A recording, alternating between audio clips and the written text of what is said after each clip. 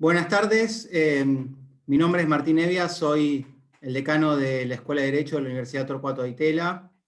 Bienvenidas y bienvenidos a este primer encuentro del ciclo de Derecho, Economía y Regulación, organizado por la Maestría en Derecho de Economía de la Escuela de Derecho de nuestra universidad.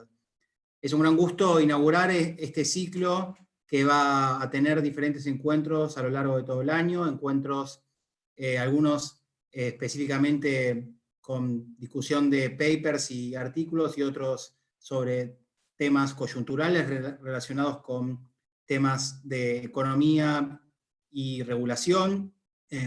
Y el primer encuentro en el día de hoy es un gran honor tener con nosotros a la profesora Mariana Motta Prado. Mariana es profesora asociada de la Facultad de Derecho de la Universidad de Toronto en Canadá. Obtuvo su doctorado y su maestría en Derecho por la Universidad de Yale. Su último libro es Institutional Bypasses, publicado por Cambridge University Press.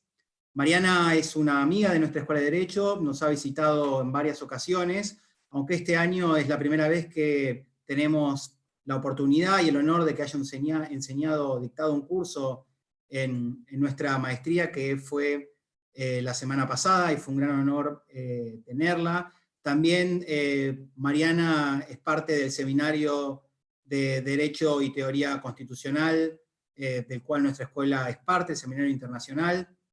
Y es un gran honor tener aquí a Mariana con nosotros. La presentación de Mariana va a ser en inglés. Yo hice, Mariana entiende español, pero va a hacer su presentación en inglés. Y el paper que va a presentar hoy se llama Political Connections, Corruption and Privatization, Who Gains from Privatization. Tenemos abierta la posibilidad de que vayan enviando preguntas. Mariana va a hacer una presentación de aproximadamente media hora y luego abriremos a las preguntas que ustedes vayan mandando a través del sistema de chat, y yo se las estaré pasando a Mariana. Así que muchísimas gracias por participar de este primer encuentro del ciclo, y bienvenidas y bienvenidos. Mariana, thank you so much. Welcome. The floor is yours. It's a pleasure to have you with us today. Thank you so much, Martin. It's a pleasure to be here. I had a fantastic experience teaching the course last week, and also my previous visits to Di Tella were always very enriching and fruitful for me. I think the academic dialogue that we have established with Di Tella colleagues extends beyond me. All my colleagues at the University of Toronto know of Di Tella. Some of them have taught there, some of them have presented their work there, and we value and cherish very much this connection with you. So thank you for the invitation. I'm honored to be the inaugural lecturer for this series on law, economics, and regulation. And I think if you can hear me well, and if you can see my PowerPoint, I am ready to start. So stop me. Perfect, Mariana, go ahead, please. Thank you, great. Okay, so the topic that I'm talking about today is actually a paper that I was invited to write, and it's going to become a chapter for the handbook on privatization, which is going to be published by Oxford University Press. And part of the reason why I accepted to write this paper is because it connects two topics that I'm interested in. So privatization was a topic that I explored in my doctoral dissertation when I was studying at Yale Law School a while ago. And corruption is a topic that I have started to write about more recently, I would say in the last 5 years. So this paper brings together these two issues quite nicely. And what I'm going to do in my presentation is I'm going to give an overview of the main claims of the paper, which is going to become a chapter in this Oxford handbook. But I would encourage you to take a look at the paper, which delves much deeper into the arguments, and also explores in more detail the literature and the empirical evidence available. So privatization has always been a very controversial topic. The people who defend privatization, the supporters, claim that whenever you have big government, you're going to have all kinds of troubles. And in contrast, if we privatize, we are leading to a future of efficiency, good services, all good things can be achieved if we go down that route. Now, the critics of privatization claim the opposite. They say if we privatize, all sorts of problems will come. Some of them are related to poverty and inequality. Others are related to corruption. So companies and politicians may appropriate benefits out of privatization to the detriment of the public interest and the people. So this paper basically asks the question, does privatization reduce corruption? And as the previous slide suggests, the answers are going to be divided. Some people are going to say, yes, if you take things out of the hands of the state, you're going to minimize the chances of public officials engaging in wrongdoing, and therefore you're going to minimize corruption. And some people say no, absolutely not. Once you privatize, you have this private sector interacting with the state, and there can be corruption out of that interaction as well. So my paper delves a little deeper into this debate to ask if there is one side in this dispute that's right. And my answer is there is no side that's right. I'm sure the lawyers in the room who are attending the presentation will appreciate this answer. The answer of whether privatization can be equated with corruption is that it depends. And it depends on a number of things. So that's what my presentation will be talking about. When is it that we can equate privatization with corruption and support the argument that privatizing state-owned enterprises is likely to increase corruption, it's likely to create even more opportunities for corruption, it's likely to be to the detriment of the public interest? And when is it that the opposite is true? When is it that privatization can actually reduces the possibilities of corruption and protect and promote the public interest? So in order to organize my paper and my presentation, I divided the issue into the phases in which a privatization process happens.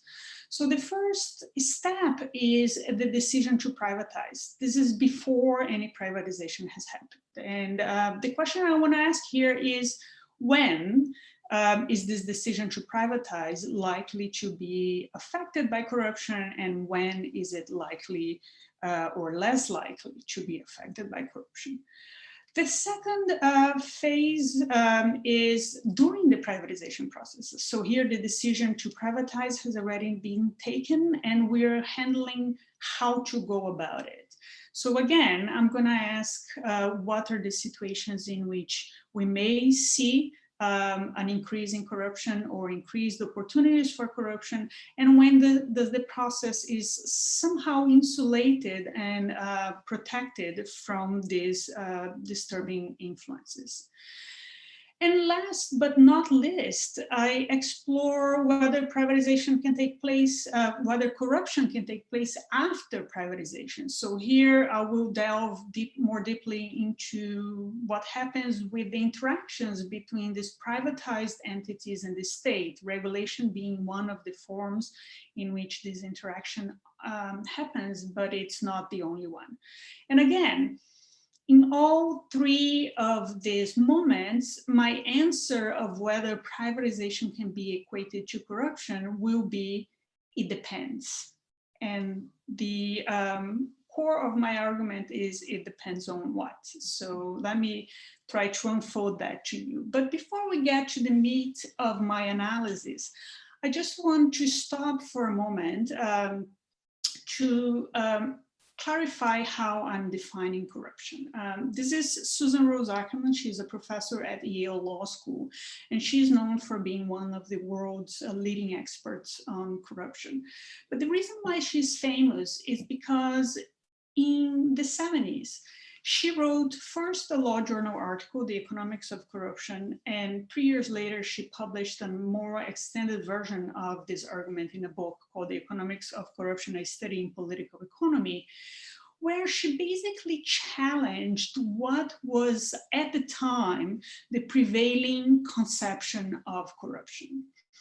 So until the mid-70s, people used to think of corruption as a cultural problem. They are backward societies, they're not very developed, and these societies are engaging in corruption at higher rates than other societies. The modernization theory would say once they develop, they will get rid of these poor habits. But the cultural argument was an argument that basically led to the conclusion that there was very little from a public policy perspective that could be done to combat corruption. So Susan Rose Ackerman challenges that conception by saying that corruption is an economic transaction. The two people engaging in corruption, the public official and the private party, are all getting a benefit by coming to an agreement where the public official is using public office to obtain some kind of private gain, and the private party is paying for that, for a benefit that the private party would not be entitled otherwise. So by defining it as an economic transaction, what Susan Rose Ackerman does as an economist is to frame the problem as a problem of interests. So people are basically calculating what are the costs that I have to engage in corruption and what are the benefits. And her statement is that you will engage in corruption if the costs are smaller than the benefits. If the costs are higher than the benefits, you're less likely to engage in corruption. And this is the premise of my entire presentation and my analysis in the paper. I'm not assuming that there is any kind of cultural background here influencing these processes. And instead, I'm assuming that in some countries, the cost for engaging in corruption is going to be lower, and in other countries is going to be higher. And this is likely to influence the propensity of public officials from engaging in these processes. Okay. So let me start with an overview of the basic argument of those who claim that we should engage with privatization. So you might remember that Margaret Thatcher, Prime Minister of the United Kingdom, has basically started a wave of privatization by starting a series of privatizations in the UK, where a series of arguments against the state-owned enterprises were formulated. So at that time, it was pointed that these state-owned enterprises were largely inefficient, and the reasons for these inefficiencies were at least threefold. One is principal agent problems. So it was very hard for the supposed shareholders, meaning the citizens, to control what these companies were doing. Second, because the intermediary here between the citizens and the companies were politicians, a number of managerial decisions were influenced by political reasons rather than being driven by market reason or consumer welfare. And last but not least, a number of these companies operated in environments where the governance structures did not set up incentives to maximize efficiency. Therefore, these companies generated a lot of waste. In a number of cases, they consumed a significant amount of fiscal resources from the state. So they were not only operating at a loss, but in order to cover this loss, the state would take taxpayers' monies in order to inject capital in a number of these companies. And of course, some of these inefficiency problems were attached with rent-seeking and corruption. So some of these political decisions were redistributive in nature. We're not going to charge enough for electricity to allow for poor people to have access to it, but some of these political decisions were nepotism and patronage. So I'm going to nominate as manager of the electricity distribution subsidiary my nephew or a political supporter in order to gain some kind of benefit out of it. So this claim led to a wave of privatization. It started in the UK, spread over Europe, and then went to other countries in the global south, Latin America being one of the regions that privatized extensively in the 90s as a result of this argument. But the evidence, once we went through these privatization processes, wasn't as conclusive regarding the fact that privatization could get rid of the problems, inefficiency problems, and corruption problems we were seeing in state-owned enterprises. So what I'm putting here at the bottom of this slide is what the literature has identified for the reasons of some of these failures. One of the assumptions in the argument in favor of privatization that I just presented to you, the principal agent problem, the political decisions, and the no incentives to maximize efficiency, they are ascribed to what we call ownership effect, meaning the problem here is that the state owns the company. Therefore, the minute you change hands, the ownership change hands and transfer to the private sector, problem solved.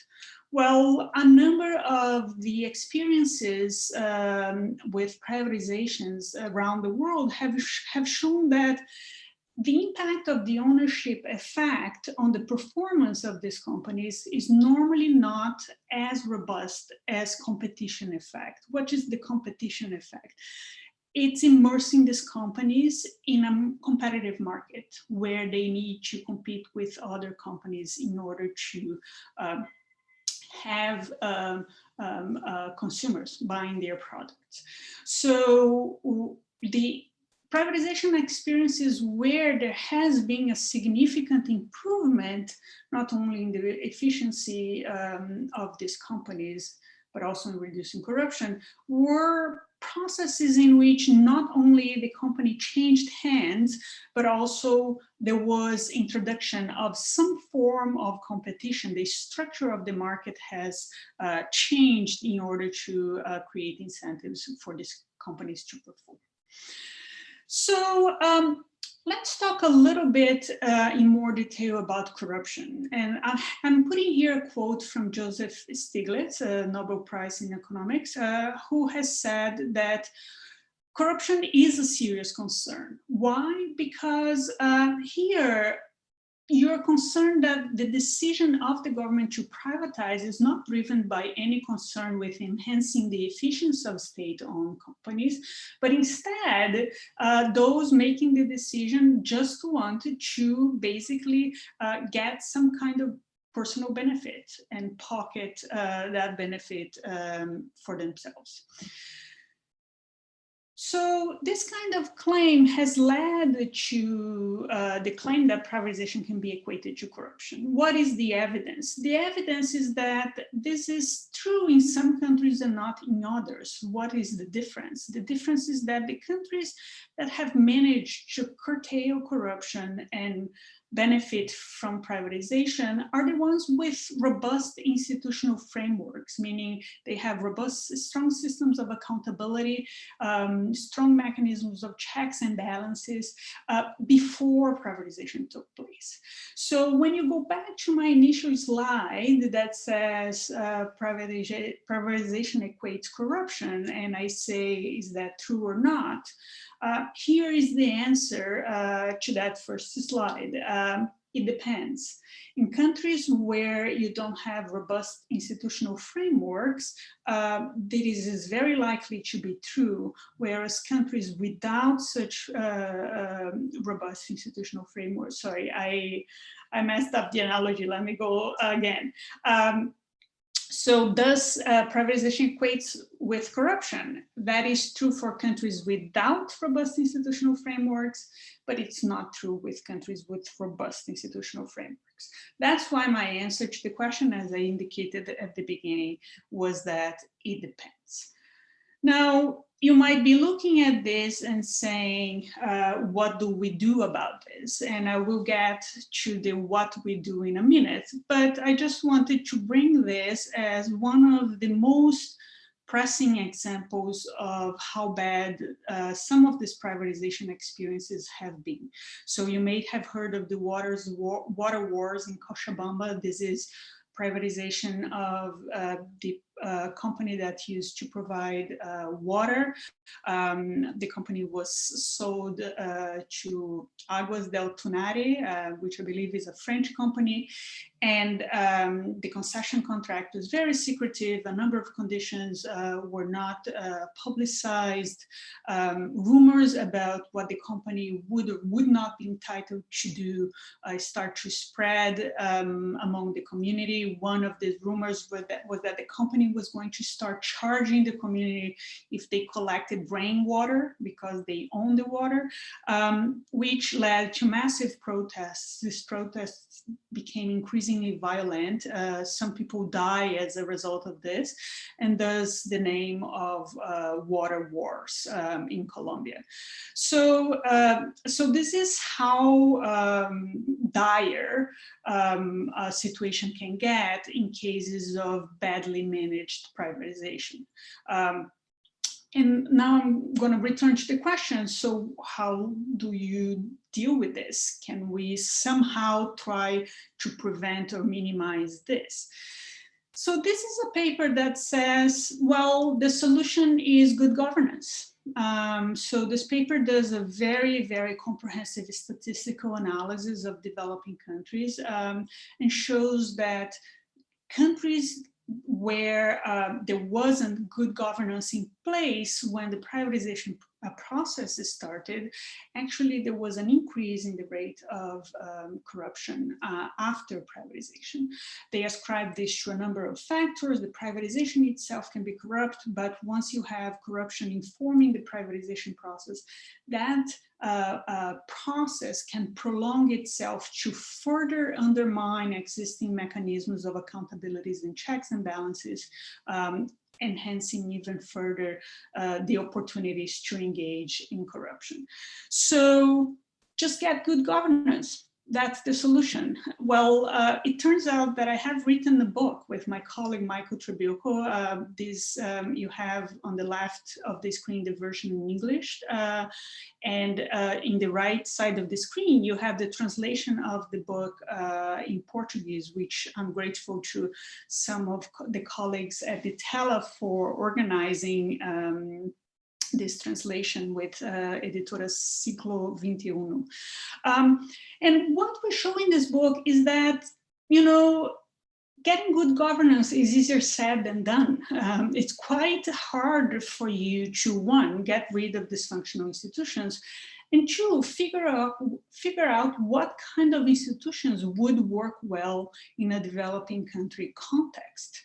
So, so when the solution to the privatization problem becomes you just need good governance, that's not much of a solution, because the idea of promoting good governance in general is a very ambitious idea. It's not an easy task, and it's not something that you can get overnight.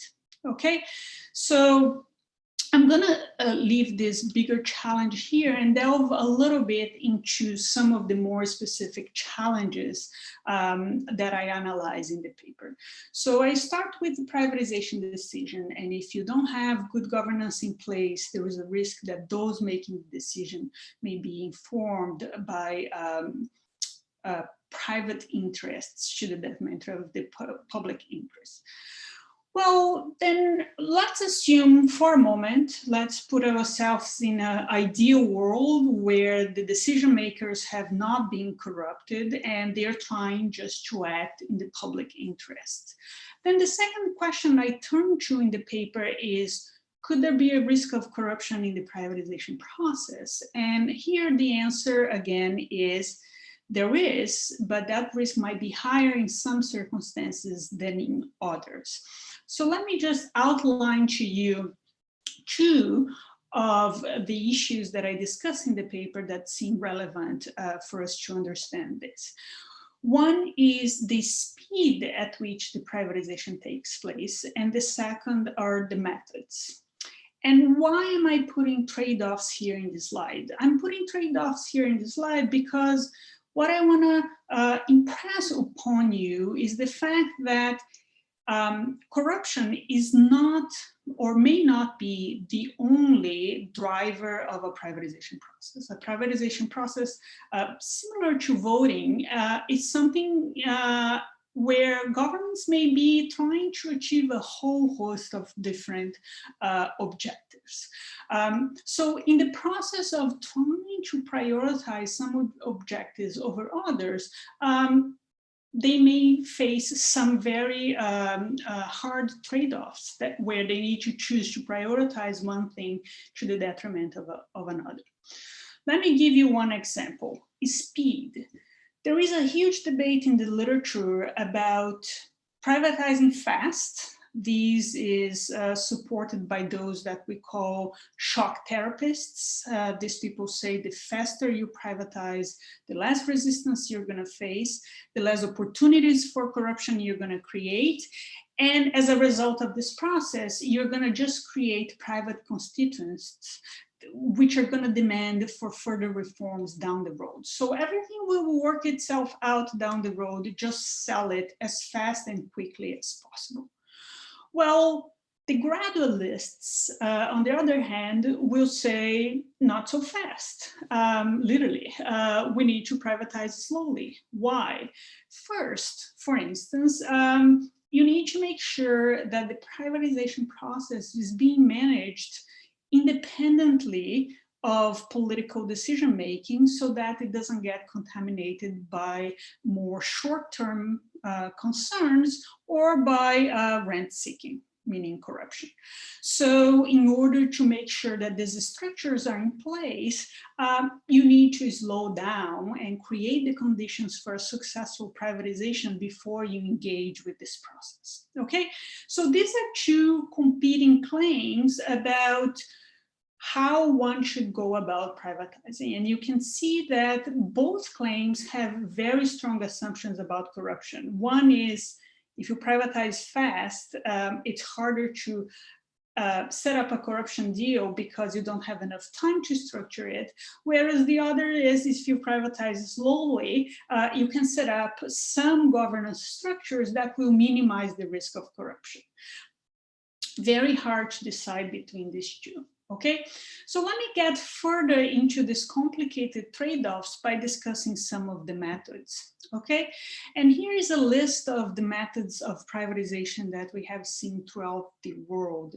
Restitution and vouchers were primarily used in the former Soviet Union. Restitution returns property to the owners before the country transitioned to a centralized economy. Vouchers, these were given to citizens so that they could buy shares of the companies being privatized, was seen as a strategy to gather support for privatization. Management buyouts were employees of the companies buying the shares of the companies where they worked. Direct sales were just the government setting up a contract with a private investor and getting a payment for it. Share issue privatizations, these are publicly traded companies where normally there is an international public offering and then tenders are put in, bids, and the highest bidder will likely to get the controlling shares of the company. The partial privatization can happen in direct sale or share issue privatization, but instead of selling the control of the company, you share minority rights. What are some of the trade-offs one could see here? Well, let's suppose that a government is privatizing because they're facing a fiscal deficit. Okay, so basically the government is spending a lot of money with inefficient companies that are just sucking up fiscal resources. The government wants to get rid of these companies as quickly as possible, get the money in, and try to cut short that fiscal deficit. If that is the goal, then the quicker you privatize, the better.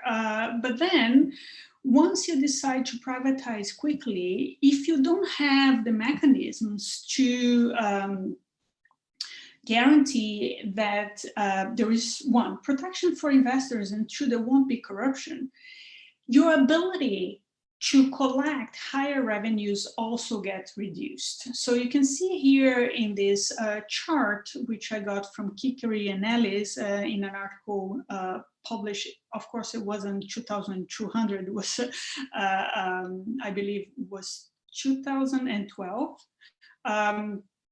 So in this table, you can see that countries that already have good institutions, meaning OECD countries, they manage to get much more money out of selling their state-owned companies than non-OECD countries. Why is that? Well, one would need to consider the number of companies sold and their net worth. But there is an institutional dimension to this story, which is, well, investors will be discounting how much risk they're taking if you don't have good institutions in place, okay? So you can sell quickly and get money right away, but the cost of that is that you may be getting less money than if you had engaged in some reforms in order to secure some protection for investors. And so these are some of the trade-offs that the countries might face with corruption being in the package. How important it is for you to fight corruption in this process when you're desperate to deal with your fiscal crisis, or you're desperate to get these reforms implemented for political reasons. For instance, you may have a window of opportunity that if it's lost, you're not gonna be able to recuperate again.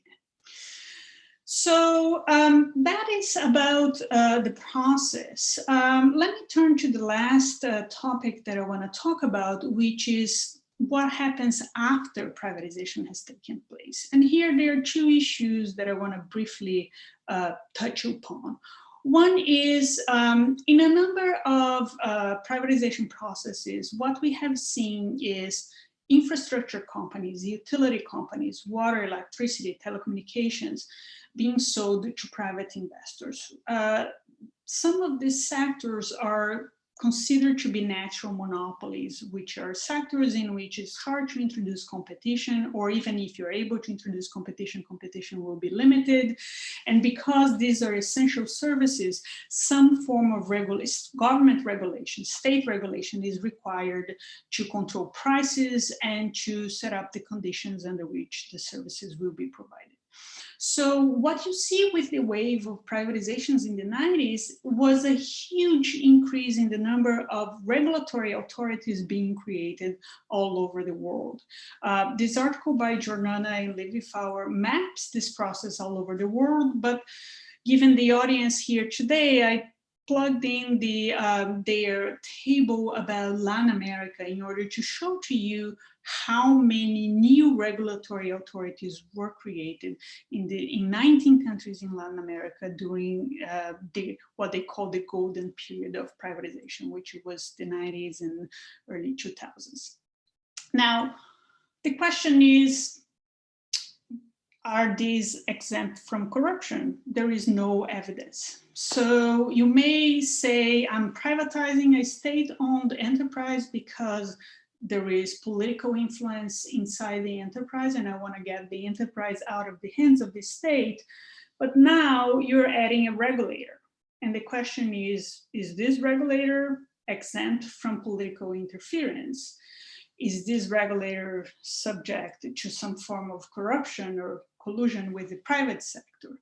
So you can see that the privatization itself will not resolve that problem, and you can actually create an entire new scenario where new forms of corruption will take place. Now, instead of happening directly inside the company, they will be happening via the sectorial regulator. The other issue I want to talk about in the post-privatization scenario is contracts. So there are sectors in which, instead of having regulation, you set up concession contracts, and the terms of the provision of the services and the prices are stated in these contracts. Of course, there are sectors in which you have a combination of both. We can talk about it. But to simplify, let's just talk about contracts. What is it that this very large empirical study finds out from analyzing water and transportation sectors in Latin America? That countries where there is a high level of corruption, lack of independence of the entity negotiating, setting up these contracts, and generally bad governance, you see a much higher rate of renegotiations of concession contracts. And normally the renegotiation set up terms that are more favorable to the company later on. So what this shows is that even if you manage to have a decision to privatize that was not driven by rent seeking, and you manage to have a process that was not influenced by rent seeking and corruption, later on, corruption can come in through the back door during these renegotiation processes, which will be happening in the interaction between the private companies and the state. Therefore, what I'm trying to show you is that this idea that privatization will reduce corruption depends largely on the institutional framework that a country has in order to try to mitigate the risk, both before, during, and after the process. And I'm going to end with a couple of slides just to tell you what's happening right now. So the consensus around privatization prevailed during the 90s, but once the evidence about failed privatizations started to pop out, what the policymakers started to consider is, well, maybe this is not the best way to try to improve efficiency and fight rent seeking in any country, but especially developing countries, and especially in infrastructure sectors. So what is it that we should be doing instead? Well, one of the solutions that has been designed, it's what's now known as PPPs, public-private partnerships, which, as you can see from this slide, have a wide variety of combinations between the state role and the private role. Sometimes the states take the majority of the risk as in management contracts. Sometimes the private sector takes the majority of the risk as the build, operate, and transfer arrangements. And some of them issues are a bit more divided. So operation and management contracts is one example of that, as much, and similar leasing is also an example of that. So these are attempts to say, well, we had an entirely state-controlled provision of certain services that wasn't working. The performance of state-owned enterprises was deeply problematic and was creating other problems like inefficient use of fiscal resources. But then we swing the pendulum towards entire privatization, and that hasn't fixed the problem completely. So what about we try something in the middle here, which is combining what the public can bring as their comparative advantage. Sometimes it's capital, sometimes it's expertise, sometimes it's capacity to take risk, sometimes, and the state also will step in, which whatever it is, the state's comparative advantage. And this marriage, which will vary from case to case, hopefully will allow us to provide the services in the best conditions possible. Now, the other new development that we have been seeing is what is known as state capitalism. So since the 2000s, especially after the financial crisis, there has been a rise in the number of state-owned enterprises. So some of these are due to the nationalizations that happened of financial companies after the crisis. A large portion of this is driven by China, which has a very large number of state-owned companies. And some of these are happening in other countries, such as India and China, as in the first book explores. And what's happening here is we're seeing an increasing interest on the part of certain states, but especially the emerging economies, in reinvesting and controlling some strategic assets.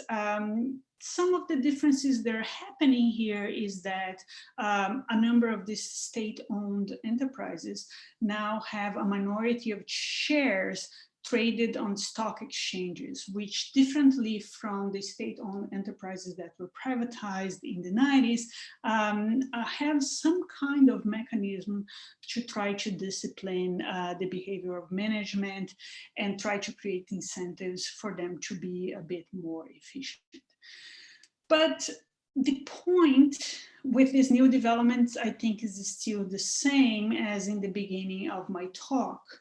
When do public-private partnerships will work?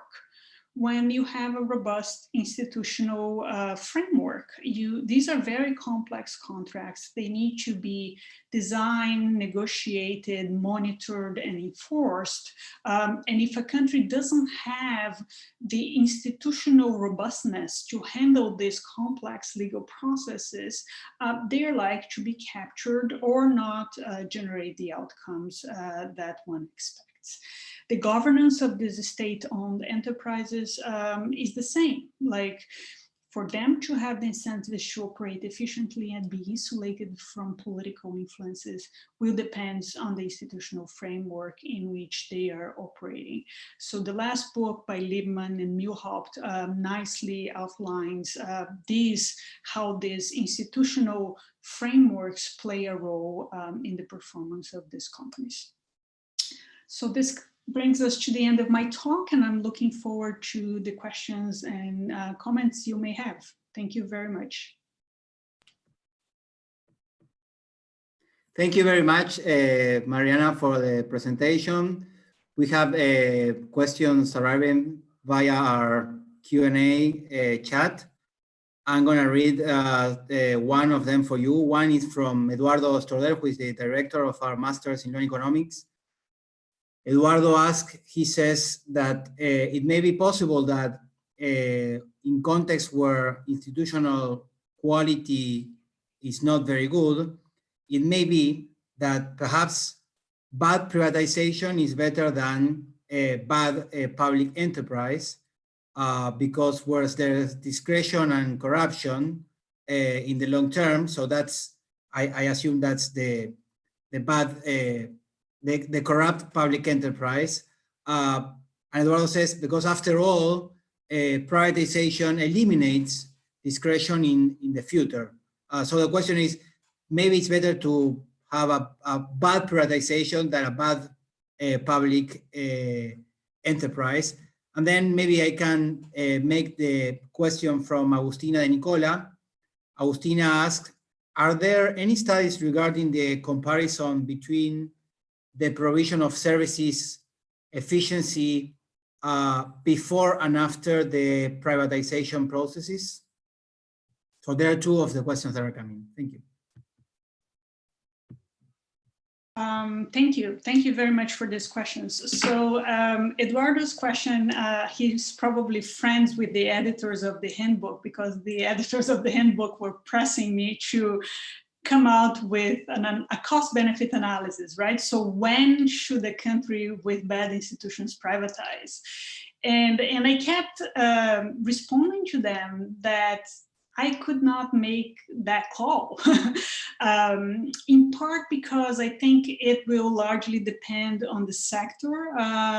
So you can see that there are sectors in which the elimination of government interference will be more clear-cut than others. So you can imagine, for instance,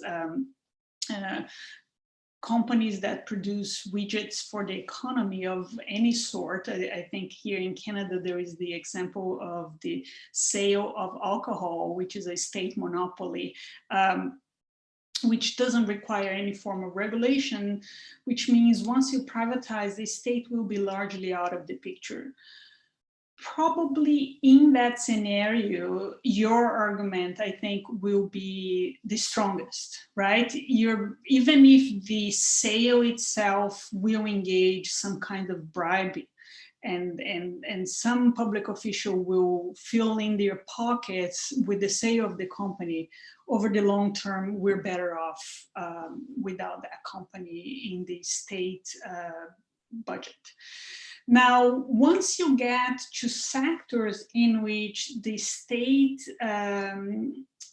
interference will still be required, so these are, I think, I would say infrastructure sectors, so I think the example of the concession contracts comes in, then the discretion just gets moved, right? So you eliminate discretion on how to run the company, but now you have discretion on how to regulate that sector.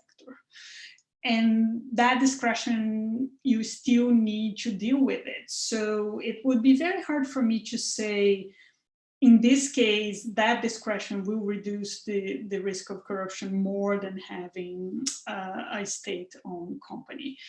And one thing that I would invite Eduardo to consider is also the context in which we're structuring the operation of this state-owned company. Okay, so I think a number of these books on the state capitalism literature, what they're pointing towards is that sometimes you can reduce discretion of the politicians manage these state-owned companies by disciplining them with market forces without changing ownership. So the idea that shares are traded in a stock market will create reporting obligations, will subject them to all kinds of anti-corruption legislation, will pose oversight, regulatory oversight that could potentially reduce the room for discretionary spending and inefficiency. So, Eduardo, you're in very good company in asking for this cost-benefit analysis, but I think I will keep resisting the temptation of formulating it. My answer to Valentina is yes, there are a number of empirical studies mapping efficiency of companies. What are some, so let me just give you the overview. So the efficiency improvements in efficiencies varies widely by sectors. So the sectors in which we have seen the highest increases in efficiency is telecommunication privatizations. Sectors in which the evidence is more mixed is electricity. Sectors in which the evidence is really not favorable to privatization is water and sanitation. So these are some of the results that have been collected, and they tend to vary slightly depending on whether you are in a developed country or in a developing country, but in general there is this variation by sectors. Now, what's the disclaimer here? The disclaimer here is that even the results that show a high increase in efficiency need to be taken with a slight grain of salt, because this is what economists will call that you could be seeing a selection bias here, which is in some countries, if the priority is to improve the efficiency of these companies, the government may be driven by this in selecting the actual companies that are privatized. So you're going to see a huge positive result in efficiency because the companies that were privatized were the ones that were most likely to have increases in efficiency. So it's hard to work out the selection bias very cleanly. That's why the large N studies, which cover a number of different countries in a number of different sectors are the best ones, and these show variation sector by sector. I think I can take a couple more questions, Martin. Sure. So Andres Nobel sent us some questions. He's a graduate of our master's. He sent 3 questions.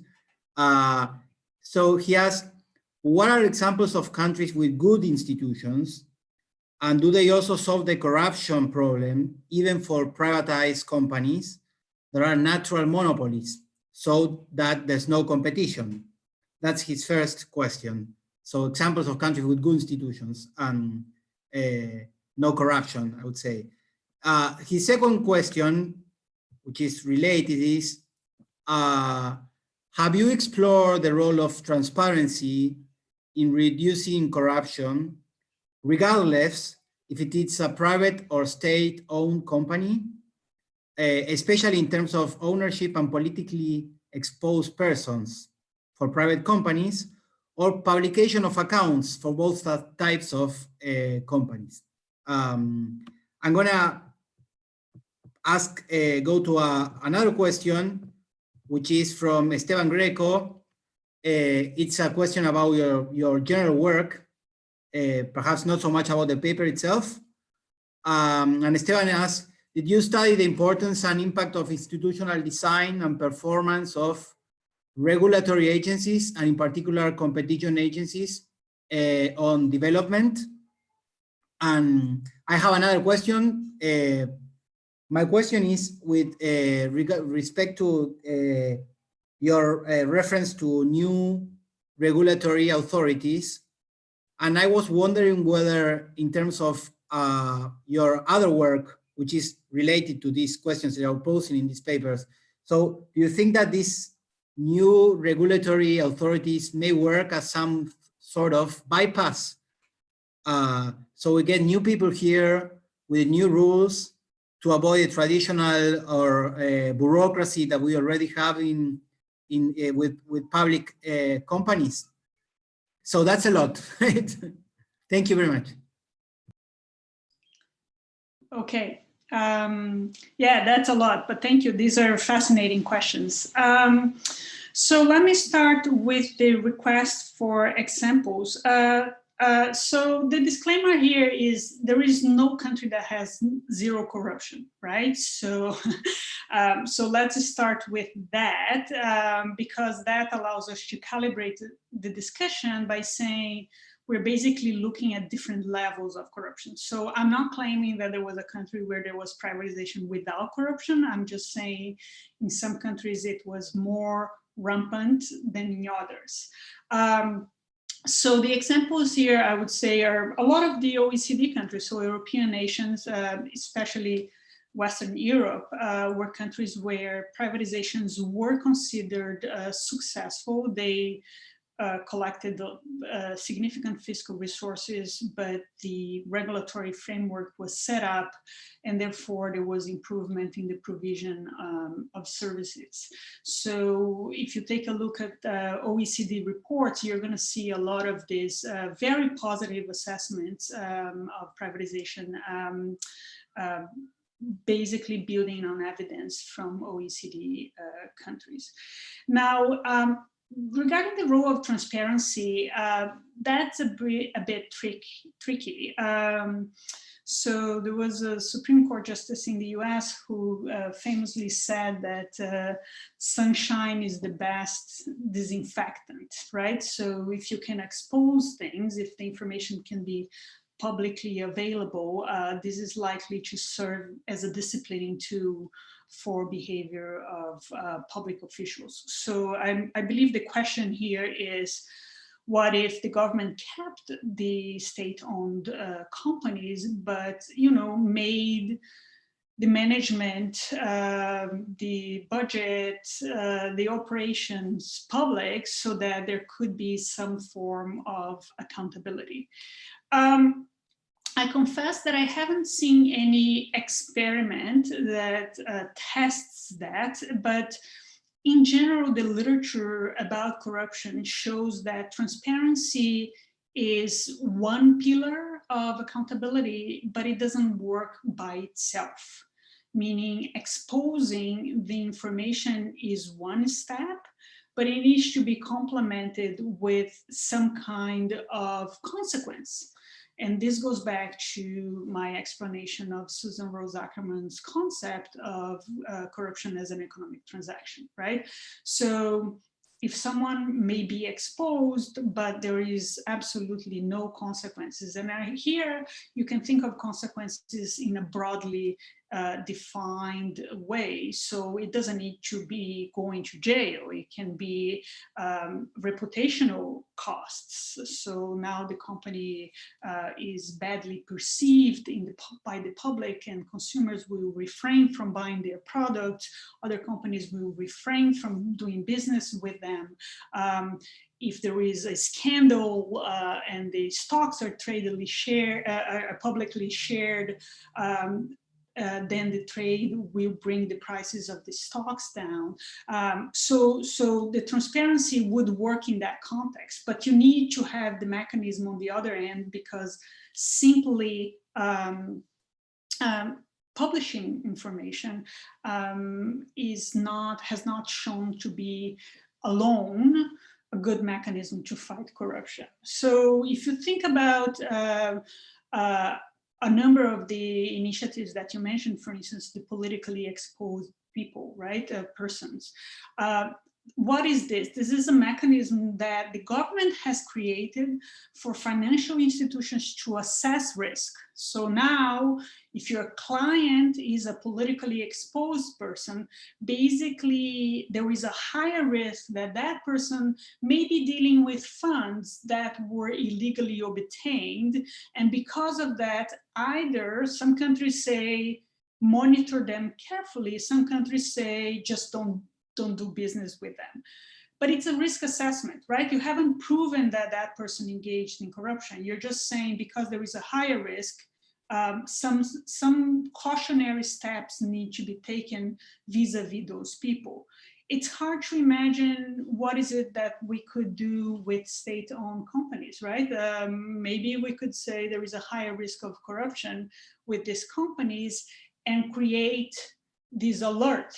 But then once you do that, one would need to ask, so what kind of mechanisms can you do? For instance, if you're doing business with a state-owned company, you have the alert that there is a higher risk of corruption, but then what do you do after that? If you are, the bank is monitoring closely the accounts of the politically exposed people, right? But it's hard to think of mechanisms that would translate effectively for state-owned companies.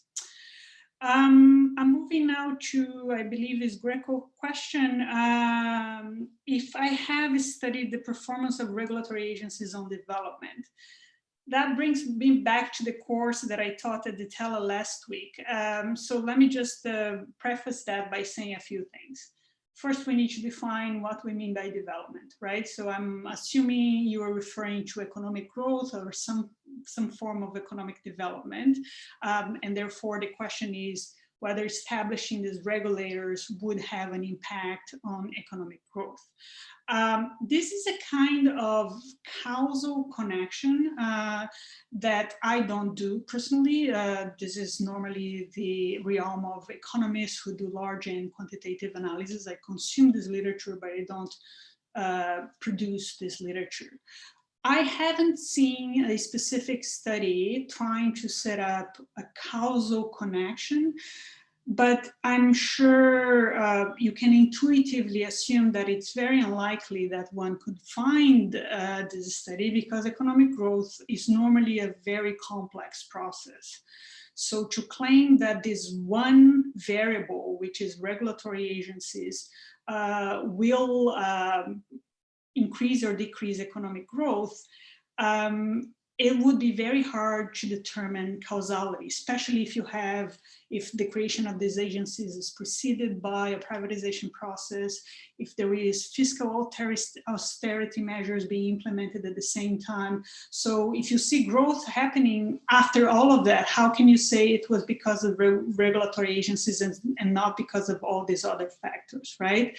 So So the studies that we have seen are studies that are more in line with Valentina had asked, like once you have a regulator, do you see impact on the performance of the regulated companies?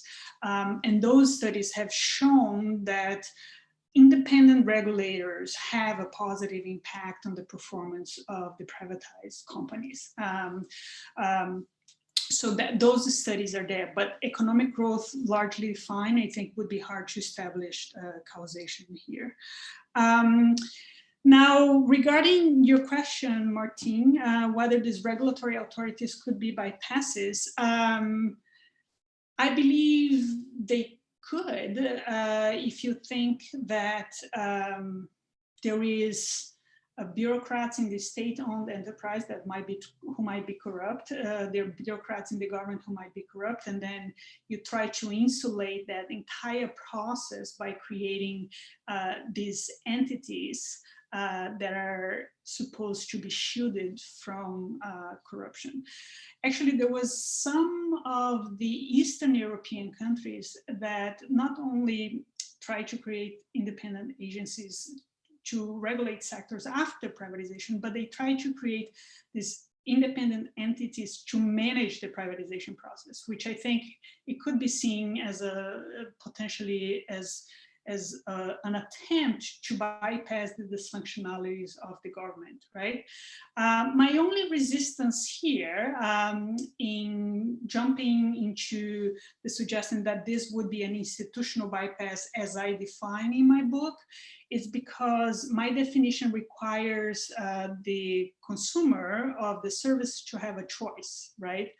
So if we were to say that these regulatory agencies were bypasses, you would need to say that the regulated company could choose to go to the old corrupt bureaucracy or to this brand new independent and honest regulator. And then we would try to observe which choice the company makes. But one of the disclaimers that I make in my book is that it's very hard to think about bypasses when you're talking about rulemaking functions, because effectively you're saying you can choose who is going to govern you.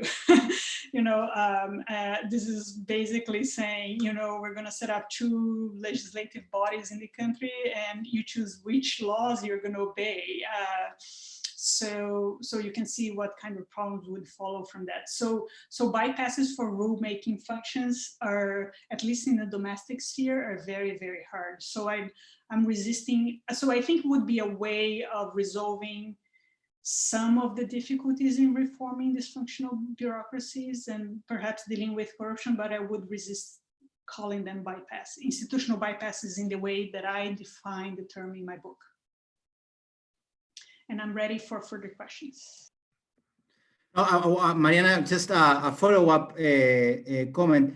Maybe in the case of, say, pension funds, you can have that, because in some of our countries, we used to have, in Argentina at least, we used to have public pensions and then private pensions. And in theory, the people could choose between one or the other. There might be many reasons. One could, hypothetically, it could be that you would choose for the private because you would feel more secure that they would not be corrupt, unlike the public sector. That's, of course, an assumption. That's not necessarily the case. It's not that the public sector is corrupted or that the private sector, but maybe there you have the option, and then in that sense, privatization could be a bypass in your terms. Can I quickly follow up on that? Sure, go ahead. So yeah, so in the book, Institutional Bypasses, my co-author Michael Tribilco and we analyze a few sectors where you have public and private provision of services, so education being one of them, right? So the question there is, if a country has public and private education, can we consider, private education bypass of public education or vice versa? So we set up in the book a few conditions to identify when these arrangements would be considered a bypass.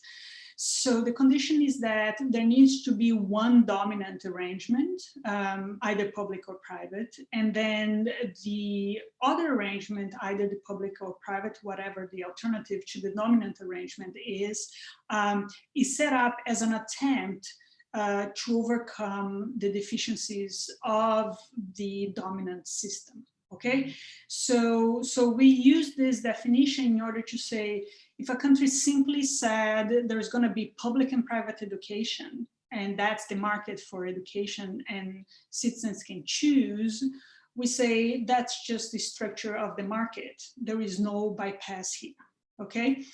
Now, the example we analyze in the book is an example of India, where for primary education, the government has public primary schools.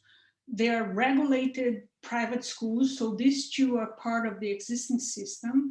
And then suddenly you start seeing these low-cost private schools popping up in order to cater to an audience, which is the people who cannot afford private schools, that's why they are low cost, but also are appalled with the quality of the free public education. And therefore, they are trying to bypass the deficiencies of the dominant system, which is public and private combined, right? So is privatization a bypass? It could be, but it needs to meet a few conditions as we outline in the book.